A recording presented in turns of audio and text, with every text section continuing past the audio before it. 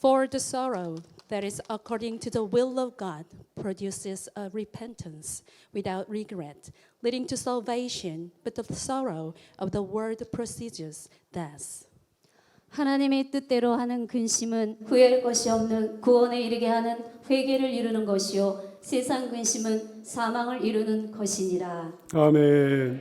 오늘 하나님의 말씀에 보면 근심에 대해 말씀을 하시고 있는데요. 여러분, 근심이라는 것이 좋은 겁니까? 나쁜 겁니까? 오늘 성경은 두 가지 근심에 대해 말씀을 하시고 있거든요. 고린도후서 7장 10절 말씀, 하나님의 뜻대로 하는 근심이 있다고 말씀하셨어요. 하나님의 뜻대로 하는 근심은 후회할 것이 없는 구원에 이르게 하는 회개를 이루는 것이라 말씀하셨습니다. 좋은 근심이 있다 말씀하시는 거죠. 근데 세상 근심은 사망을 이루는 것이라 말씀하셨습니다. 세상 근심은 사망을 가져온다 하셨습니다. 세상 근심이 뭘까요? 나 왜 이렇게 가난하지? 나 왜 이렇게 못생겼지? 나 왜 이렇게 인기가 없지? 나 왜 이렇게 인맥이 없지? 나 왜 이렇게 머리가 나쁘지? 나 왜 이렇게 능력이 없지? 나 왜 이렇게 흙수저로 태어났을까? 이런 게 세상 근심이에요. 이런저런 열등감 때문에 고민하는 거, 탄식하는 거, 좌절하는 거, 이런저런 열등감 때문에 움츠러드는 거, 잠포자기하는 거, 그런 세상 근심은 사망을 가져온다 하셨습니다. 불행해지는 거예요. 평안이 깨지는 거예요. 그늘지고 어두운 삶을 살게 되는 겁니다. 건강을 잃어버리고요. 주변 사람들이 다 떠나고요. 무엇보다 두 번째 사망으로 들어갑니다. 지옥이요. 이런 세상 근심으로 근심하지 않는 여러분 되길 바랍니다. 세상 근심 속에 빠지지 말게 되기를 축복합니다. 이런 근심, 이런 고민을 오늘 확 털어버리고 가는 자리가 되기를 축복합니다. 하나님의 뜻대로 하는 근심은 아름다운 근심이라고 하셨습니다. 사람을 회개하게 한다 하셨습니다. 그리하여 구원에 이르게 한다 하셨습니다. 하나님의 뜻대로 하는 근심이 뭘까요? 자기 죄를 자각하게 되는 거예요. 자기가 죄인임을 깨닫게 되는 거예요. 그래서 하나님이 두려워지는 겁니다. 하나님께 벌 받을까 봐 두려워지는 거죠. 하나님께 심판을 받게 될까 봐 두려워지는 거죠. 이 세상 살아가는 동안 무슨 벌을 받게 될까 봐 두려워지는 거죠.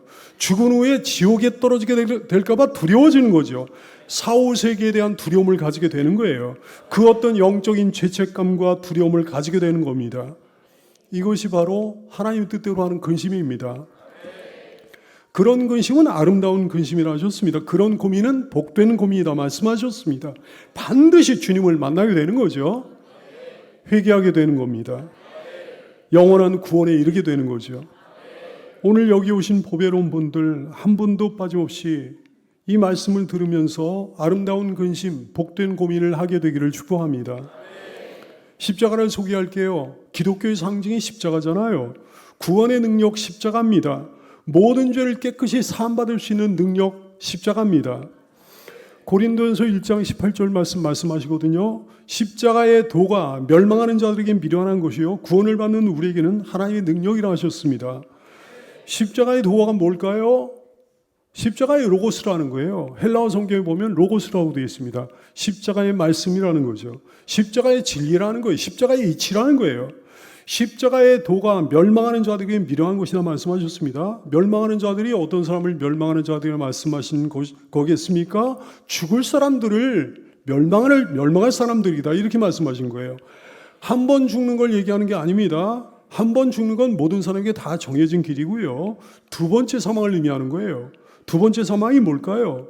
요한계시록 21장 8절 말씀. 그러나 두려워하는 자들과 믿지 아니하는 자들과 흉악한 자들과 살인자들과 음행하는 자들과 점술가들과 우상 숭배자들과 거짓말하는 모든 자들은 불과 유황으로 타는 못에 던져지리니 지옥을 말씀하는 거거든요. 이것이 둘째 사망이다 말씀하셨습니다. 요한계시록 2장 11절 말씀. 귀 있는 자는 성령이 교회들에게 하실 말씀 들을지어다.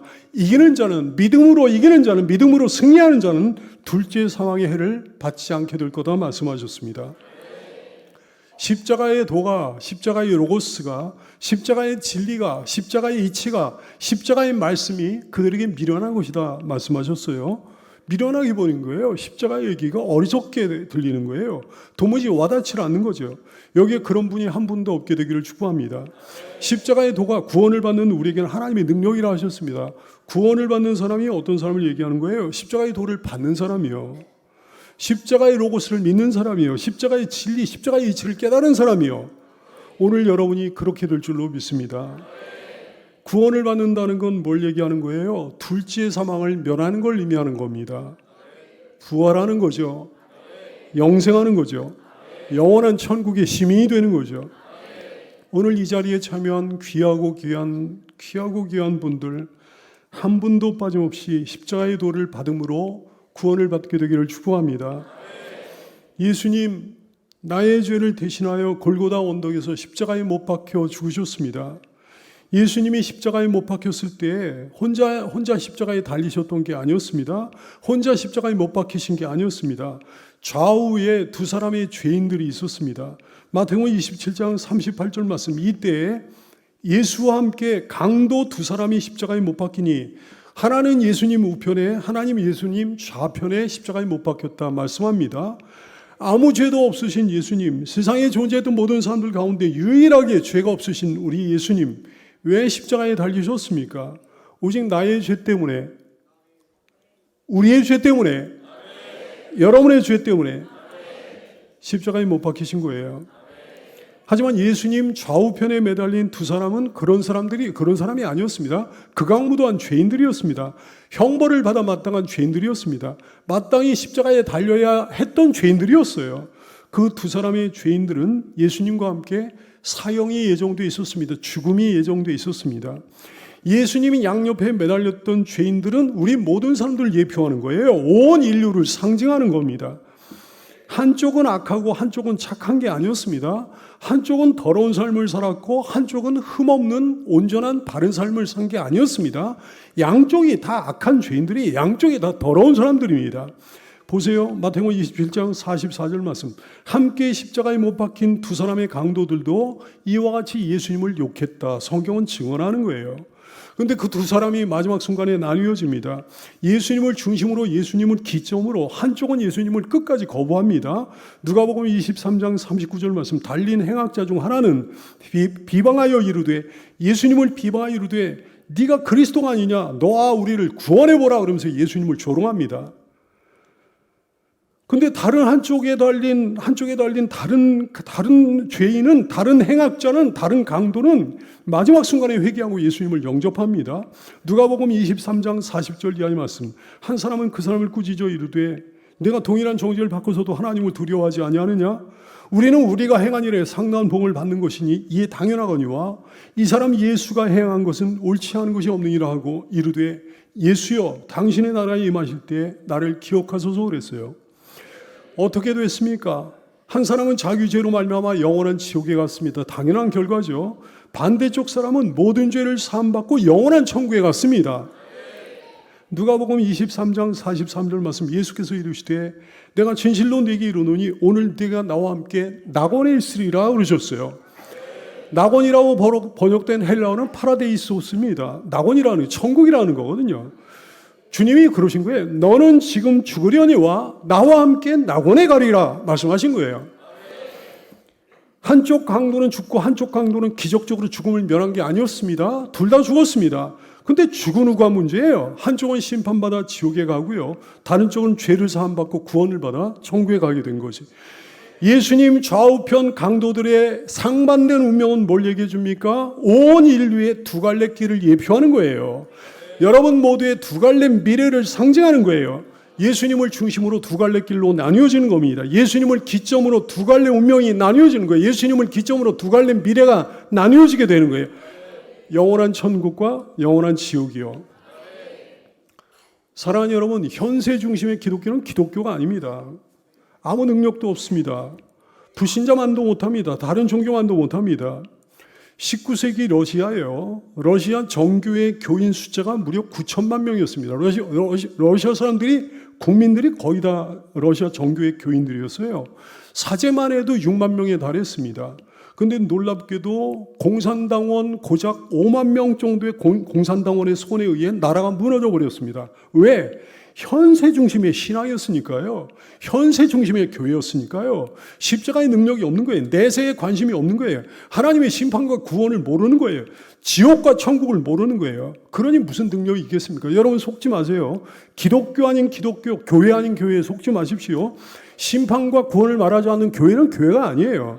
예수님으로 인한 천국, 불신으로 인한 지옥을 말하지 않는 기독교는 기독교가 아닙니다. 왜 십자가가 필요한 겁니까? 우리가 왜 십자가 아니고서는 심판을 받아 지옥 형벌을 면할 수가 없는 겁니까? 죄 때문에 그렇습니다. 우리 죄 때문에 그렇습니다. 신자와 불신자의 공통점이 뭔지 아세요, 여러분? 다 같은 죄인이라는 거예요. 죄인으로 출발했다는 거예요. 근데 신자와 불신자의 가장 근본적인 차이점이 뭔지 아세요? 죄에 대한 인식입니다. 신자는요, 자기가 하나님 앞에 죽을 수밖에 없는 죄인이라는 사실을 인지합니다. 자기가 하나님 앞에 심판받을 수밖에 없는 죄인이라는 사실을 알고 있습니다. 지옥 형벌을 받을 수밖에 없는 죄인이라는 사실을 인식합니다. 불신자는 그걸 모르는 거예요. 자기가 하나님 앞에 죄인이라는 사실을 모릅니다. 죄인을 심판하시는 하나님을 모르는 거예요. 예수님이 자기 죄 때문에 세상에 오셨다는 사실을 믿지 못하고 거부합니다. 코웃음을 칩니다. 예수님이 자기 죄 때문에 자기 죄값을 치르느라고 십자가에 못 박히셨다는 사실을 믿지 못하고 거부하는 거예요. 코웃음을 치는 거예요. 이것이 죄 중에 가장 큰 죄입니다. 이것이 가장 무서운 죄입니다. 하나님의 사랑을 믿지 못하는 죄요. 자기를 위한 예수님의 대속을 믿지 못하는 죄요. 자기를 위한 예수님의 희생을 믿지 못하는 죄예요. 이게 바로 예수님을 십자가에 못 박는 죄예요. 예수님 당시의 유대인들만 예수님을 거부하면서 예수님을 십자가에 못 박았습니까? 아니요. 천만의 말씀. 오늘날의 현대인들도 계속해서 예수님을 십자가에 못 박습니다. 자기도 모르는 사이에. 예수께서 부활 승천하신 후에 베드로가 유대인들 앞에 설교합니다. 사도행전 2장 36절 말씀, 그런즉 이스라엘 온 집은 확실히 알지니 너희가 십자가에 못 박은 이 예수를 하나님이 주가 되게 하셨고 그리스도가 되게 하셨다 말씀합니다. 그 설교를 들은 유대인들의 마음에 찔림이 있어서 아름다운 근심이 생깁니다. 복된 고민이 생겼습니다. 사도행전 2장 37절 말씀, 그들이 이 설교를 듣고 마음에 찔려 베드로와 다른 사도들에게 물어 이르되 형제들아, 그러면 우리가 어찌하면 좋겠는가? 우리가 어찌할꼬 그랬어요. 우리도 다 예수님을 십자가에 못 박은 자들이에요. 그런데 아름다운 근심, 복된 고민이 우리에게 생겼습니다. 회개하고 죽게 돌아온 거예요. 고린도후서 7장 10절 말씀, 하나님의 뜻대로 하는 근심은 후회할 것이 없는 구원에 이르게 하는 회개를 이루는 것이요, 세상 근심은 사망을 이루는 것이니라. 오늘 여러분에게도 이 근심, 이 고민이 있게 되기를 축원합니다. 회개하고 예수님께로 돌아오게 되시기를 소원합니다. 죄에는 어떤 죄가 있습니까? 태어날 때부터 가지고 태어나는 원죄가 있습니다. 오리지널 신이요. 수많은 자범죄들이 있습니다. 수많은 마음으로 범한 죄가 있습니다. 불순종의 죄악들이 있습니다. 가장 큰 죄는 무엇보다 하나님을 부정하는 죄예요. 예수님이 십자가를 믿지 않는 죄예요. 17세기 미국의 위대한 목회자 조나단 에드워즈 목사님이 있었습니다. 이분이 어느 주일 밤에, 당시에 무슨 전기가 없었잖아요. 촛불 옆에서 원고지를 들고 설교문을 읽었습니다. 제목이 뭐였는 건 아니에요. 하나님의 진노에 사로잡힌 죄인들이었어요. 그런데 그 설교를 듣는 사람들이 하나님의 진노에 대한 두려움 때문에, 하나님 심판에 대한 두려움 때문에, 지옥 형벌에 대한 두려움 때문에 울며 불며 통에 자복하고 회개하게 됩니다. 그 사람들이 현대인들보다 더 죄가 많아서 그랬을까요? 천만의 말씀, 현대인들의 죄에 비하면 세 발의 피에 불과하죠. 거룩하신 하나님 앞에서 죄를 깨달은 거예요. 거룩하신 하나님 앞에서 자기가 얼마나 추하고 더러운 사람인지를 깨달은 거예요. 하나님의 진노가 얼마나 무서운지를 깨달은 거예요. 하나님이 내리실 지옥 형벌이 얼마나 두려운지를 깨달은 거예요.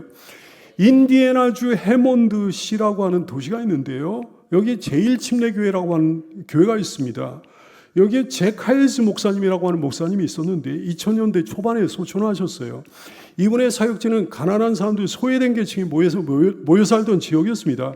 범죄율이 굉장히 높은 지역이었어요. 근데 목사님은 시시때때로 죄를 지적합니다. 회개를 촉구하는 설교를 합니다. 어느 날 이런 설교에 거부감을 가진 한 범죄자가 권총을 쐈어요. 총탄이 빗나갔습니다. 목사님은 살았는데 그 후로는 강대상에 방탄보호막까지 할 수밖에 없게 됐습니다. 근데 여전히 목사님은 죄에 대한 말씀을 중단하지 않았습니다. 그 지역의 수많은 사람들이 결국은 변화됩니다. 그 출발점이 뭐였습니까? 죄에 대한 아름다운 근심이었어요. 하나님의 심판에 대한 복된 고민이었습니다. 하나님 앞에 자기가 죄인임을 깨닫는 것, 그리고 심판하신 하나님을 두려워하는 것, 이것이 신앙의 출발입니다. 이것이 구원의 출발입니다. 히브리 10장 31절 살아계신 하나님의 손에 빠져들어가는 것이 무서울진저 그러셨어요. 마태복음 10장 28절 말씀 몸은 죽여도 영혼은 능히 죽이지 못하는 사람을 두려워하지 말고 오직 몸과 영혼을 능히 지옥에 멸하실 수 있는 하나님을 두려워하라 말씀하셨습니다. 요한복음 3장 36절 말씀 아들을 믿는 자에게는 영생이 있고 아들은 예수님을 얘기하는 거예요. 예수님을 믿는 자에게는 영생이 있고 예수님에게 순종하지 아니하는 자는 영생을 보지 못하고 도리어 하나님의 진노가 그 위에 머물러 있다 말씀하십니다. 로마서 1장 18절 말씀 하나님의 진노가 불의로 진리를 막는 모든 사람들의 모든 경건하지 않음과 불의에 대하여 하나님의 진노가 하늘로부터 나타난다 말씀하십니다. 요한계시록 14장 9절 이하의 말씀 만일 누구든지 짐승과 그의 우상에게 경배하고 이마에나 손에 표를 받으면 그도 하나님의 진노의 포도주를 마시리니 그 진노의 잔에 섞인 것이 없이 분 포도주라 거룩한 천사들 앞과 어린 양 앞에서 불과 유황으로 고난을 받으리니 그 고난의 연기가 세세토록 올라가리로다. 짐승과 그의 우상에게 경배하고 그 이름표를 받는 자는 누구든지 밤낮 쉼을 받지 못하리라 쉼을 얻지 못하리라 말씀하셨어요. 예레미야 30장 24절 말씀 여호와의 진노는 그의 마음에 뜻한 바를 행하여 이루기까지는 돌이키지 아니하나니 너희가 끝날에 여호와의 진노를 하나님의 진노를 깨닫게 될 거다 말씀하셨습니다. 로마서 2장 5절 말씀 다만 너의 고집과 회개하지 아니하는 그 완고한 마음을 따라 진노의 날 곧 하나님의 의로우신 심판이 나타나는 그날에 임할 진노를 네게 쌓는다 말씀하셨습니다. 왜 죄를 모릅니까? 왜 자기가 죄인이라는 사실을 모릅니까? 왜 죄인은 하나님의 진노를 산다는 사실을 모릅니까? 왜 죄인은 하나님의 심판을 받아 영원한 지옥 형벌을 당하게 된다는 사실을 모릅니까? 마태복음 5장 27절 이하의 말씀 또 간음하지 말라 했다는 것을 너희가 들었으나 네가 실제로 간음하지 않았다고 네가 의롭다고 여기느냐? 나는 너희에게 이르노니 음욕을 품고 여자를 보는 자마다 마음이 이미 간음했다 그랬어요.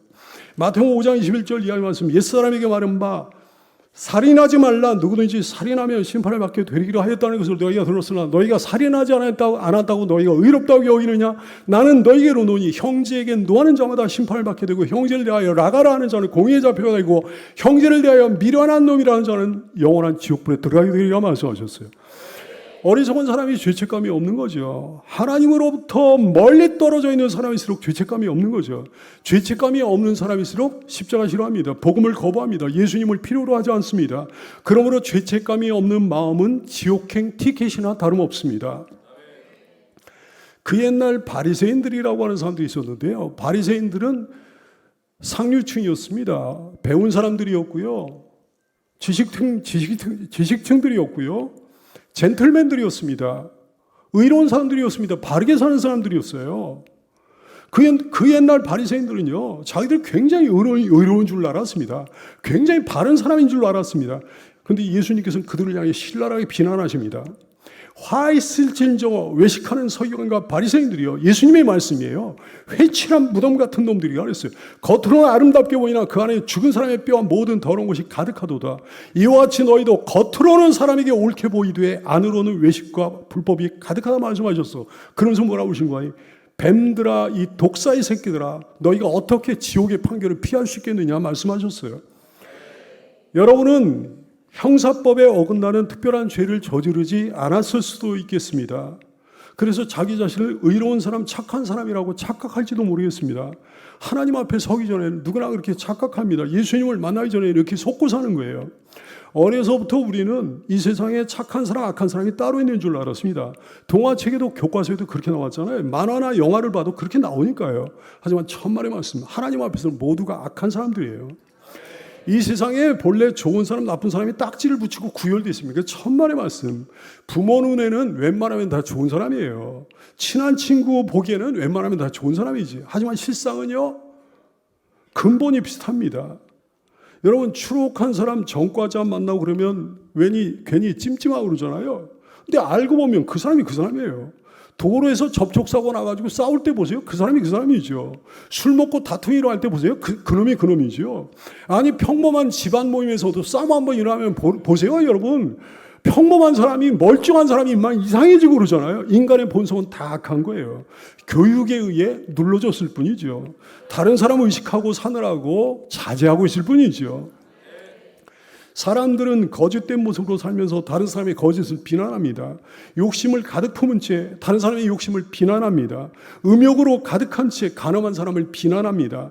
교만으로 가득하면서 다른 교만한 사람을 싫어합니다. 이기적인 삶을 살면서 남의 이기적인 모습을 못 견뎌합니다. 사랑이 하나도 없으면서 다른 사람을 사랑 없다고 막 정죄합니다. 지혜로운 여러분이요, 다른 어떤 사람에게서 형편없는 어떤 모습이 발견되거들랑 손가락질 하기 전에 우선 자신을 돌아봐야 되는 줄로 알게 되기를 축원합니다. 왜? 다른 사람의 모습, 그들의 삶은 자신의 거울이기 때문입니다. 그들이나 우리나 본질이 다르지 않다는 사실을 알아야 되는 거예요. 고린도서 10장 5절 이하의 말씀, 그러나 그들의 다수를 하나님이 기뻐하지 아니하셨으므로 그들이 광야에서 심판을 받아 멸망을 받았느니라. 근데 이러한 일은 우리의 본보기가 돼요. 우리로 하여금 그들이 악을 즐겨한 것 같이 악을 즐겨하는 자가 되지 않게 하려 함이라 말씀하셨어요. 고린도서 10장 11절 말씀, 그들에게 일어난 이런 일은 우리에게 본보기가 되고 또한 말세를 만난 우리를 깨우치기 위하여 기록되었다. 성경은 증언합니다. 욥이라고 하는 사람이 있었는데요, 욥은 당대 의인이었습니다. 욥기 1장 1절 말씀, 우스 땅에 욥이라 불리우는 사람이 있었는데 그 사람은 온전하고 정직하여 하나님을 경외하며 악에서 떠난 자더라 말씀하죠. 실제로 욥은 자기한테 죄가 없는 줄 알았습니다. 자기가 의로운 사람인 줄 알았습니다. 자기에게 문제가 하나도 없는 줄 알았습니다. 하지만 하나님을 배우는 그 순간 욥은 자기에게 선한 것이, 의로운 것이 하나도 없다는 사실을 깨달았어요. 욥기 42장 5절 6절 말씀, 내가 주께 대하여 귀로 듣기만 하였으나 이제는 눈으로 주를 배움나이다. 그러므로 내가 스스로 거두어들이고 티끌과 재 가운데 회개할 수밖에 없습니다. 이렇게 고백을 하는 거예요. 간음을 하다가 현장에서 잡혀온 한 여인, 사람들이 막 아우성을 치는 거예요. 저 더러운 여자를 돌로 쳐라 하면서 아우성을 치는 거예요. 근데 예수님이 그러셨습니다. 예수님이 일어나 이르시되 너희 중에 죄 없는 자가 먼저 돌로 치라 그러셨어요. 사람들이 양심의 가책을 느낍니다. 요한복음 8장 9절 말씀, 그들이 이 말씀을 듣고 양심의 가책을 느껴 어른으로 시작하여 젊은이까지 하나씩 나오고 오직 예수와 그 가운데 있는 여자만 남았더라. 성경은 증언하는 거예요. 예수님이 간음한 그 여자에게 말씀하십니다. 나도 너를 정죄하지 아니하노니 이제 가서 다시는 죄를 짓지 말아라 말씀하시는 거예요. 존귀한 성도요, 우리가 다 죄인이에요. 모든 죄를 돌이키고 회개해야 되는 거예요. 회개하고 예수님 믿어야 되는 거예요. 이르시되 때가 찼고 하나님 나라가 가까이 왔으니 회개하고 복음을 믿으라 그러셨습니다. 세상 모든 사람들에게 가장 필요한 게 뭐라고요? 죄에 대한 자책이에요. 죄에 대한 자각이에요. 그리고 하나님의 진노, 하나님의 심판에 대한 두려움이에요. 모든 죄인에게 시급히 필요한 게 뭡니까? 회개입니다. 돌이킴입니다. 예수님의 십자가 앞에 무릎을 꿇는 거예요. 에베소서 2장 1절 말씀에 말씀하셨습니다. 그는 그리스도 예수님은 허물과 죄로 죽었던 너희를 살리셨다 말씀하십니다. 죽었던 우리를 살리셨다 그러셨습니다. 죽었다고 그랬습니다. 이게 무슨 말일까요? 그전에 우리가 죽었던 사람이라고 그랬어요. 어떤 사람이 전도자를 보면서 빈정거리며 질문합니다. 자꾸만 내 죄가 무겁다 그러시는데 나는 아무런 죄의 무게도 느끼지 못합니다. 죄가 얼마나 무거운 거예요? 50kg쯤 됩니까? 100kg쯤 됩니까? 그때 전도자가 대답을 합니다. 죽은 사람의 몸에 1톤짜리 바위를 올려놓은들 그 죽은 사람이 무게를 느낄 수 있겠습니까? 그러는 거예요. 그렇습니다. 영이 죽은 사람은 죄를 느끼지 못하는 거예요. 죄의 무게를 느끼지 못하는 거예요. 우리 영이 왜 죽었습니까? 죄 때문에 죽었습니다. 영이 죽어있으면 죄를 느끼지 못하는 거예요. 그 무거운 죄의 무게를 조금도 느끼지 못하는 거예요. 영이 죽은 사람은 자각을 못합니다. 깨닫지 못합니다. 보질 못합니다. 하나님도 못 봐요. 마귀도 보질 못해요. 악령들도 못 보고 천사도 못 보고 천국도 못 보고 지옥도 못 봐요. 아무것도 모릅니다. 깨닫지 못합니다. 도무지 보질 못합니다. 하지만 살아나는 그 순간 죄의 작은 무게도 느껴지기 시작하는 거죠. 자각이 되는 거죠. 깨달아지는 거죠. 알게 됩니다. 모든 걸 보게 됩니다. 이것이 생명의 시작입니다. 알아야 됩니다. 깨달아야 됩니다. 인정해야 됩니다. 우리는 다 죄인입니다. 우리는 결코 하나님 앞에 설 수 없습니다. 우리는 결코 하나님 계신 곳에 있을 수 없습니다. 우리는 결코 하나님이 계신 영원한 천국에 갈 수 없습니다. 어떻게 해야 되겠습니까? 우선은 자기 죄를 자각하고 인정해야 되는 거죠. 그리고 이 죄를 어떻게 해야 되나 근심해야 되는 거죠. 이 죄를 어떻게 하면 씻을 수 있나 고민해야 되는 거죠. 이 죄를 어떻게 하면 하나님 앞에 내가 설 수 있을까? 이 죄를 어떻게 하면 하나님의 진노와 심판을 면할 수 있을까? 근심하고 고민해야 되는 거죠. 그들이 이 말을 듣고 마음에 찔려 베드로와 다른 사도들에게 물어 이르되 형제들아 우리가 어찌할꼬? 고린도서 7장 10절 말씀 하나님의 뜻대로 하는 근심은 후회할 것이 없는 구원에 이르게 하는 회개를 이루는 것이요 세상 근심은 사망을 이루는 것이니라. 방법이 없습니까? 아니요, 천만에 방법이 있습니다. 놀라운 방법, 위대한 방법이 있습니다. 그러나 단 하나밖에 없는 방법이요. 예수님 믿어야 됩니다. 예수님 십자가 믿어야 됩니다. 예수님 십자가 희생의 능력을 믿어야 됩니다. 예수님이 십자가에서 여러분을 위해 흘리신 보혈의 능력을 믿어야 됩니다. 예수님이 대속의 능력을 믿어야 됩니다. 예수님의 여러분을 향한 사랑과 은혜와 긍휼과 자비를 믿어야 됩니다. 참으로 자기가 죄인이라는 사실을 깨닫는 것, 이것이 생명의 시작이에요. 복의 시작이에요. 영생의 시작이에요. 바리새인과 아까 언급했던 바리새인이요, 그리고 세리요. 당시의 세리는 유대인인데 로마 제국을 위해 일했습니다. 그래 유대인들이 사람 취급도 안 했습니다. 당시 세리들이요. 행위로만 따지면, 행실로만 보면, 윤리와 도덕으로만 보면 바리새인이 세리보다 훨씬 낫죠. 근데 문제는 바리새인은 자기가 의롭다고 여겨가지고 예수님을 배척했습니다. 십자가를 믿지를 못했습니다. 세리는 자기가 죄인이라고 인정을 하기 까닭에 예수님을 영접했어요. 십자가를 받았습니다. 예수님은 세리장 삭개오에게 말씀을 하십니다. 누가복음 19장 9절 이하의 말씀, 예수께서 이르시되 오늘 구원이 이 집에 이르렀으니 이 사람도 아브라함의 자손이미로다. 인자가 온 것은 잃어버린 자를 찾아 구원하려 함이라. 인자가 온 것은, 내가 온 것은 죄인을 찾아 구원하려 함이라 말씀하셨어요. 요한일서 1장 8절 이하의 말씀, 만일 우리가 죄가 없다고 스스로 얘기하면, 나는 죄가 없다고 얘기하면 거짓말장이라고 말씀은 스스로 속이고 또 진리가 우리 속에 있지 아니할 것이요. 만일 우리가 우리 죄를 자백하면 그는 미쁘시고 의로우사 우리 죄를 사시며 우리를 모든 불의에서 깨끗하게 하신다 말씀하셨어요. 이사야 53장 5절 이하의 말씀, 그리스도께서 찔리심은 우리의 허물 때문이요 예수께서 상하심은 우리의 죄악 때문이라. 그가 징계를 받음으로 우리는 평화를 누리고 그가 채찍에 맞음으로 우리는 나음을 받았도다. 우리는 다 양 같아서 그릇 행하여 각기 제 길로 갔거늘 여호와께서는 우리 모두의 죄악을 그에게 담당시키셨도다. 여러분 예수 그리스도를 압니까? 예수 그리스도를 압니까? 예수님은 하나님의 아들이시요 하나님의 본체이십니다. 예수님은 나의 죄를 속하기 위해 하늘 보좌를 버리시고 이 땅에 오신 분이십니다. 예수님은 죄 없으신 몸으로 나의 죄를 짊어지고 골고다 언덕을 오르신 분이십니다. 예수님은 나의 죄를 대속하시기 위해 십자가에 못 박혀 죽으신 분이십니다. 그리고 사흘 만에 부활하심으로 사망의 모든 것을 깨뜨리신 분이십니다. 그 예수님을 따르고 섬겨야 돼요. 참으로 그 예수님 믿어야 돼요. 갈라디아 3장 11절 의인은 믿음으로 살리라 하셨어요. 여러분 우리 주님이 다 하셨습니다. 다 이루셨습니다. 나의 죄값을 다 치르셨습니다. 나의 죄를 다 씻어주셨습니다. 나를 의인 삼아 주셨습니다. 나로 하여금 하나님의 진노를 면케하여 주셨습니다. 도리어 나로 하여금 하나님의 사랑을 받게 해주셨습니다. 주님이 다 하셨습니다. 내 구원을 위해 내가 해야 될 일은 그저 믿으면 되는 거예요. 주님을 믿으면 되는 거예요. 주님이 나의 죄, 나의 모든 죄를 다 거둬가신 걸 믿으면 되는 거예요. 나를 죄와 사망의 법에서 건져주셔서 믿으면 되는 거예요.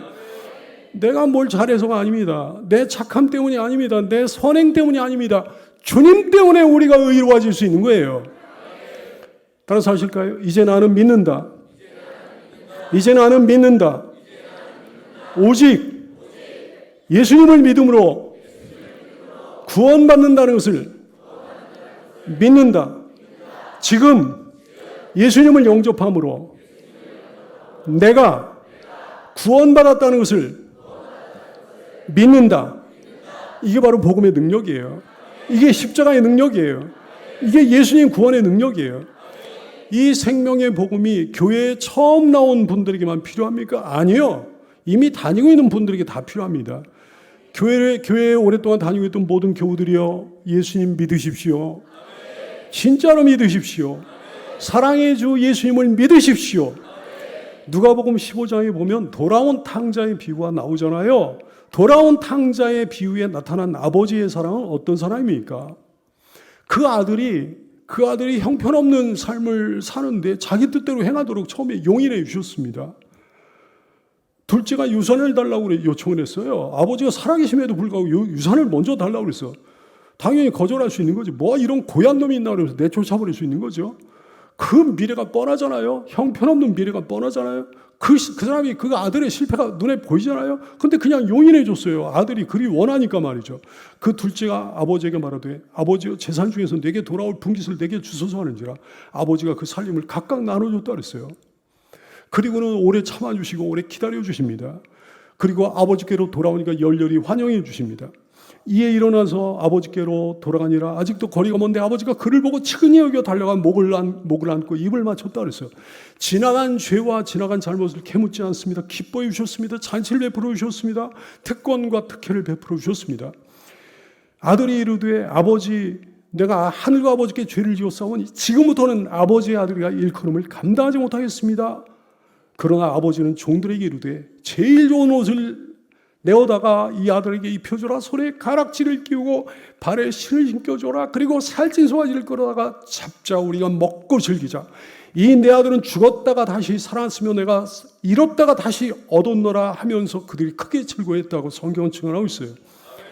여러분에게 왜 그간 별일이 없었던 겁니까? 하나님을 떠나 있었는데도, 예수님을 믿지 않았는데도 왜 그간 별일이 없었던 겁니까? 여러분을 각자의 뜻대로 살도록 하나님이 용인해 주셨기 때문입니다. 오래 참아주셨습니다. 이제는 돌아와야죠. 아버지 품으로 돌아와야죠. 오래오래 참고 기다려주셨습니다. 돌아오기만 하면 열렬히 환영해 주시는 거죠. 지나간 죄를 캐묻지 않고 기뻐해 주시는 거죠. 잔치를 베풀어 주시는 거죠. 특권과 특혜를 베풀어 주시는 거죠. 주의 약속은 어떤 이들이 더디다고 생각하는 것이 더딘 것이 아니라 오직 주께서는 너희를 대하여 오래 참으사 아무도 멸망하지 아니하고 다 회개하게 이르기를 원하신다 말씀하셨어요. 아버지는 그 탕자가 회개하고 돌아왔을 때 엉망진창이 되어버린 아들을 그대로 끌어안았습니다.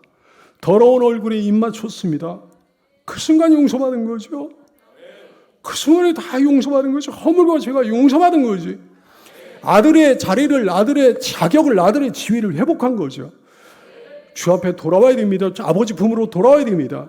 회개하고 예수님 믿어야 됩니다. 따져 묻지 않으십니다. 지나간 죄값을 치르라 하지 않으십니다. 우선 가서 씻고 와라 그러지 않으십니다. 그냥 안아주시는 거예요. 있는 그대로 받아주시는 거지. 보배롭고 존귀한 본들이여 회개하고 죄사함을 받으십시오. 베드로가 이르되 너희가 회개하여 각각 예수 그리스도의 이름으로 세례를 받고 죄사함을 받으라 그러셨어요. 참된 회개가 뭡니까? 돌이키는 거예요. 방향을 전환하는 거예요. 방향을 바꾸는 거예요. 죄에서 온전한 삶으로 바꾸는 거예요. 더러운 마음에서 거룩한 마음으로 바꾸는 거예요. 세상에서 교회로 방향을 전환하는 거예요. 한 번에 회개가지고 안 됩니다. 또 우리에게 이르시되 아무든지 나를 따라오려거든 자기를 부인하고 날마다 자기 십자가를 지고 나를 따를 것이라 말씀하셨어요. 천국 가기 전에는 이놈의 죄의 근성, 이놈의 죄의 본성 때문에 온전히 죄와 상관없는 완전히 거룩한 삶을 살기가 힘들어요. 모든 성도의 온갖 죄의 유혹이 계속해서 다가오거든. 여러분 평생 죄와 싸우면서 이 신앙의 길을 걸어가야 되는 거예요. 구원받은 사람도 하나님께 징계를 받을 수 있다는 사실을 알아야 되겠습니다. 정죄와 징계는 다릅니다. 구원받지 못한 사람이요 하나님의 자녀가 아닌 사람은 하나님께 징계를 안 받습니다. 그 대신에 정죄를 받게 되는 거죠. 징계가 없으니까 온갖 죄를 짓고 살아도 오히려 아무 일 없는 경우가 많습니다. 그 죄악 가운데 하나님이 그냥 내버려 두시는 거죠. 그 안 좋은 삶 가운데 내버려 두시는 거죠. 심판하시기 위해, 영원히 처벌하시기 위해. 정죄의 결과는 지옥입니다. 그러므로 죄악 가운데 오랫동안 죄악 가운데 있는데 아무 일 없다는 건 저주예요. 오랫동안 죄 중에 살면서 평안히 사는 건 저주 중에 저주입니다. 사랑하는 여러분, 성도는 결코 정죄받지 않습니다. 그러므로 이제 그리스도 예수 안에 있는 자에게는 결코 정죄함이 없다 그러셨어요. 누가 정죄하리요? 죽으실 뿐 아니라 다시 살아나신 이는 그리스도 예수시니 그는 하나님 우편에 계신 자요 우리를 위하여 간구하시는 자신데 예수님 안에 있는 사람이 정죄받지 않는다 말씀하셨어요. 하지만 징계는 받을 수 있습니다. 히브리 12장 7절 이하의 말씀 너희가 참음은 징계를 받기 위함이라. 하나님의 아들과 같이 너희를 대우하시나니 어찌 아버지가 징계하지 않은 아들이 있으리요. 징계는 다 받는 것이거늘 너희에게 만약에 징계가 없으면 사생자요 친아들이 아니라 말씀하셨어요. 요한계시록 3장 19절 물은 내가 사랑하는 자를 사랑하는 자를 책망하여 징계한다 말씀하셨어요. 그러므로 네가 열심을 내라 회개하라 말씀하셨습니다. 하나님 아버지께서 사랑하시는 아들을 사랑하시는 딸을 징계하시는 거예요. 믿고 구원을 받으면 하나님의 자녀가 됩니다. 한 번 자녀가 된 사람은 실수와 허물이 있다고 해도 죄를 지었다고 해도 버림받지 않습니다. 구원을 잃어버리지 않습니다. 정죄당하지 않습니다. 결코 지옥에 가지 않는다 말씀이죠. 그러나 하나님께 매를 맞을 수 있습니다. 왜? 사랑하시니까요. 우리 부모들이 사랑하는 자녀를 징계하는 것처럼 하나님이 사랑하시니까 징계하시는 거예요. 우리가 뭘 잘못했을 때마다 징계하시는 거 아닙니다. 참아주십니다. 타일러 주십니다. 돌이키라고 권면도 해주십니다. 근데 끝내 돌이키지 않으면, 끝내 회개하지 않으면 징계하신다 얘기죠. 가정에 어려움이 생길 수 있습니다. 식구들에게 어려움이 생길 수 있고요. 사업에 문제가 생길 수 있습니다. 직장에 문제가 생길 수 있고, 건강에 문제가 생길 수 있고, 인간관계에 문제가 생길 수 있는 거예요. 주님이 우리를 징계하실 때 행복한 마음으로 징계하실까요? 기쁨으로, 즐거움으로 징계하실까요? 아니요. 당연히 아픈 마음으로 징계하시죠. 자녀가 하나님께 매를 맞아 힘들어지는데 행복하실 리가 있겠습니까? 부모도 자녀를 징계할 때 마음이 아파지는 법인데 말이죠. 6.25 전쟁 직후에 남도의 어느 선말 선생님이 얘기해요. 애들이 너무 욕을 잘해가지고 애들이 욕하는 버릇을 고쳐주기 위해 가지고 이런 방법을 쓰셨다는 거예요. 종이 10장씩을 나눠줍니다. 친구가 욕할 때마다 친구가 가지고 있는 종이 한 장씩 빼앗도록 했습니다. 한 주가 지난 다음에 종이를 가장 많이 가진 아이한테는 상을 주고 가장 적게 가진 아이한테는 벌을 주겠다고 약속을 했어요. 애들은 이제 욕할 때마다 서로 종이를 뺏으면서 한 주간을 보냈습니다. 한 주가 지난 다음에 선생님이 아이들의 종이를 점검을 합니다. 어떤 애는 40장을 모았어요. 그런데 한 장도 없는 아이가 있었습니다. 선생님은 이 아이를 불러가지고 교무실에 불러가지고 10대를 매를 때리는데요.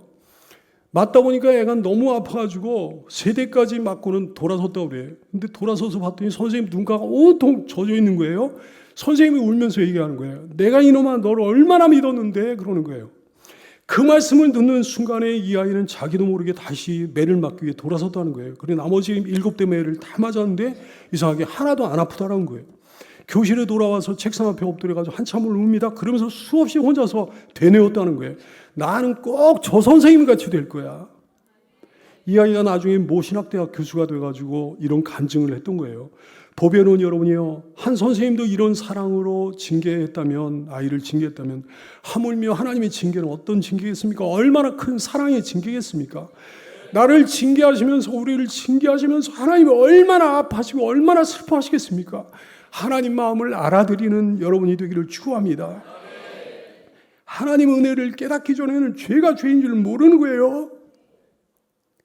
이 정도면 괜찮은 줄 아는 거예요. 이 정도면 자기가 바른 생활 사는 것처럼 여기는 거예요. 이 정도면 자기가 다른 사람보다는 나은 줄로 여기는 거예요. 하지만 하나님이 얼마나 거룩한 분인지 알아야 됩니다. 얼마나 그분이 죄를 미워하시는지 알아야 됩니다. 우리에게는 작은 허물, 작은 죄악 하나도 얼마나 하나님 마음을 아프게 하는지, 얼마나 하나님 마음을 근심케 하는지 알아야 되는 거예요. 부모도 그렇잖아요. 부모답지 못한 부모는 자녀의 웬만한 죄도 눈 하나 깜빡하지 않습니다. 근데 부모다운 부모는 안 그러잖아요. 자녀의 작은 실수, 작은 허물, 작은 단점에도, 작은 약점 하나에도 신경이 많이 쓰이게 마련이죠. 하나님의 자녀 여러분이요, 하나님을 근심하게 하지 마십시오.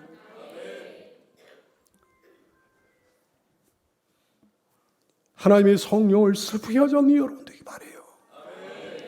하나님의 성령을 근심하게 하지 말라 그러셨습니다. 참으로 하나님께 돌이켜야 되겠습니다. 끝없이 돌이키고 또 돌이켜야 되겠습니다. 죄와 싸우고 또 싸워야 되겠습니다. 그리고 언제나 주 앞에 돌아와 회개해야 되겠습니다. 진실하게 회개하면 주님은 나의 죄와 허물을 끝없이 용서해 주셔요. 주님이 그러셨어요. 만일 하루에 7번이라도 내게 죄를 짓고 7번 내게 돌아와 내가 회개하노라 하거든 너는 용서하라 그러셨어요. 이것이 하나님 마음이에요. 그때 베드로가 나와 이르되 주여 형제가 내게 죄를 범하면 몇 번쯤 용서해 주면 좋겠습니까? 7번쯤 용서해 주면 되겠습니까? 그랬더니 예수께서 이르시되 내게 이르노니 7번만이 아니고 7번을 70번까지도 용서해라 그러셨어요. 이것이 하나님 마음이에요. 회개하고 돌이키는 중에 우린 점점 나아지게 되는 거죠. 점점 죄의 유혹에 대한 내성을 갖추게 되고 면역력을 갖추게 되는 거죠. 결국 죄에서 이기게 되는 거죠. 진정한 회개가 뭡니까? 다시는 그 어떤 죄도 짓지 않는 게 아니에요. 천국 가기 전엔 그게 불가능해요. 진정한 회개란 방향을 전환하는 거예요. 먼저는 죄가 뭔지 깨닫는 거고요. 자기가 죄인이라는 사실을 깨닫는 거고요. 죄를 미워하고 죄를 싫어하고 죄를 대적하는 거고요. 그리고 죄를 지었을 때 주님께 돌아가서 용서를 비는 거죠. 돌이키려고 하는 거죠. 그 죄를 짓지 않기 위해 하나님 도움을 의지하면서 애쓰고 노력하는 거죠. 사랑하는 여러분, 우리 주 앞에 돌이킵시다. 진실하게 회개합시다. 하나님이 용서해 주십니다. 하나님 우리를 받아주시고 진노를 면하는 사람이 되게 해주시고 심판을 면하는 사람이 되게 해주시고 천국의 백성 되게 해주십니다. 우리 온전한 크리스찬이 되기를 소원합니다. 기도하겠습니다.